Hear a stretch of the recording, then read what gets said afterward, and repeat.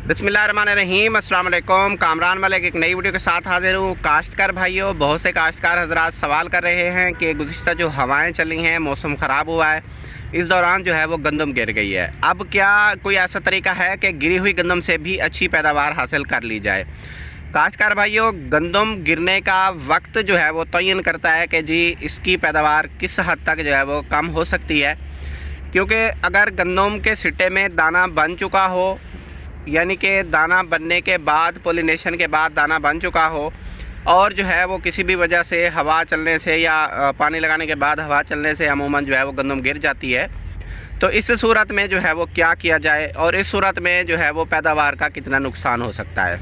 काश्तकार भाइयों, अगर आपकी फसल यानी कि गंदम की फसल अगर उसने सिट्टे में दाने नहीं बनाए या गोब की हालत पे आके जो है वो गंदम गिर जाती है, तो ऐसी सूरत में तजर्बात में ये भी देखने में सामने आया है कि अगर दाने में जो है वो सिट्टे में दाना ना बना हो तो गंदम जो है वो दोबारा उठ भी जाती है। जैसे ही जो है वो बत्तर नीचे खुश्क होता है या हवा रुकती है तो गंदम जो है वो एक बार दोबारा से खड़ी हो जाती है।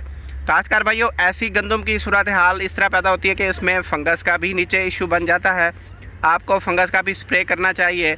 लेकिन इस वक्त जो है वो सबसे अहम मैसेज जो है वो ये है, चाहे आपकी गंदम ने सिटा बना लिया है, सिटे में दाना बना लिया है या नहीं बनाया, अगर तो फसल गिर गई है तो आपको चाहिए कि आप उस पर पोटाश का जो है वो 1 से 1.5 किलो पोटाश फी 100 लीटर पानी के हिसाब से स्प्रे करें।